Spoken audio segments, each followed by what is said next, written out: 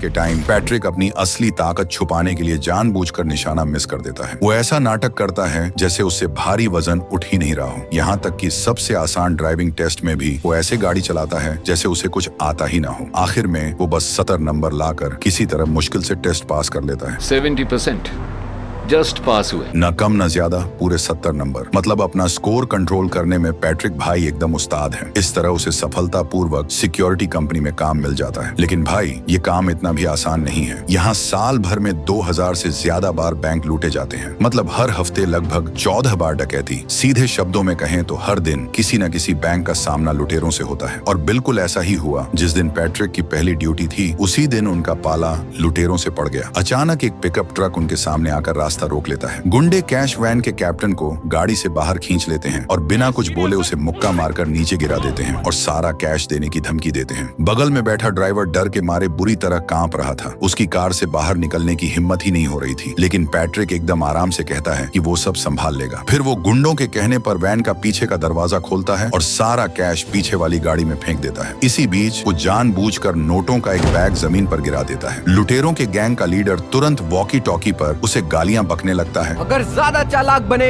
तो तुम्हारे पार्टनर को गोली मार दूंगा। फिर वो अपने आदमियों को जमीन पर गिरा हुआ बैग उठाने को कहता है। तुझे ट्रक दिखाई नहीं देता क्या, हरामजादे? माफ करना दोस्त। वो अचानक फुर्ती से हमला करता है और उसे बहुत बुरी तरह मार डालता है। ये देखकर लुटेरे घबरा जाते हैं और भागने लगते हैं। पैट्रिक बड़े आराम से उनके पीछे पीछे जाता है और मौका देखकर सीधे गुंडे के घुटने पर गोली मार देता है। लेकिन भाई, किसे पता था कि ये लुटेरा भी डीट निकलेगा। वो गिरता नहीं है, बल्कि अपने घायल पैर को घसीटते हुए भागता रहता है। पैट्रिक फिर सही मौका देखता है और एक गोली मारकर उसे जमीन पर सुला देता है। तू मुझे गोली नहीं मार सकता। उप्स, गलती हो गई।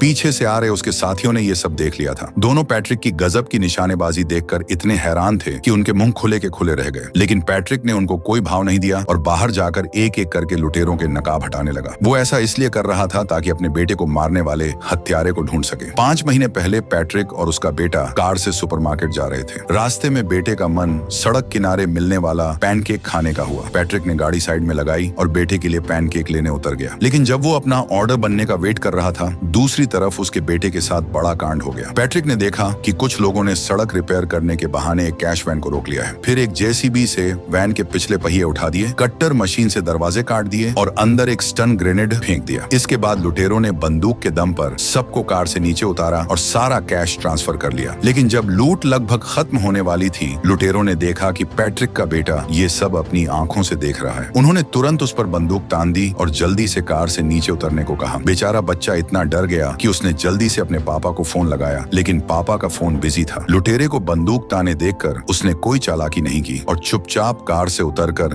जमीन पर लेट गया। वैसे तो उसे बस लुटेरों के लूट कर जाने का वेट करना था और वो बच जाता, लेकिन एक सिक्योरिटी गार्ड लुटेरों से भिड़ना चाहता था। एक बूढ़े काले साथी ने उसे ऐसा करने से रोका, लेकिन वो गार्ड अचानक घूमा, एक तेज चाकू निकाला और सीधे विरोधी पर हमला कर दिया। एक ही बार में उसने उसे गिरा दिया। जब वो बूढ़ा काला आदमी उसे बचाने गया तो वो भी नहीं बच पाया। ये सब देखकर पैट्रिक का बेटा खुद को रोक नहीं पाया और उसने छुपकर एक नजर देख ली। उसने देख लिया कि एक लुटेरे ने अपना नकाब हटा रखा था। उस लुटेरे को लगा कि उसकी पहचान खुल जाएगी, तो उसने अपनी बंदूक निकाली और सीधे गोलियां चलाकर बच्चे को मार डाला। पैट्रिक पैनकेक लेकर वापस लौटा तो उसने ठीक यही सीन देखा। वो पागलों की तरह अपने बेटे की तरफ भागा, लेकिन गुंडे ने उसके कंधे पर गोली मार दी और वो वहीं जमीन पर गिर गया। उसने दर्द सहा, लेकिन अपने बेटे को मारने वाले को घूरता रहा। उस लुटेरे को जरा भी अंदाजा नहीं था कि उसने किस आदमी से पंगा ले लिया है और उस पर कितनी बड़ी आफत आने वाली है। कुछ दिनों बाद जब पैट्रिक अस्पताल में होश में आया और उसे अपने बेटे की मौत की खबर मिली, तो वो अंदर से टूट गया। उसने कसम खाई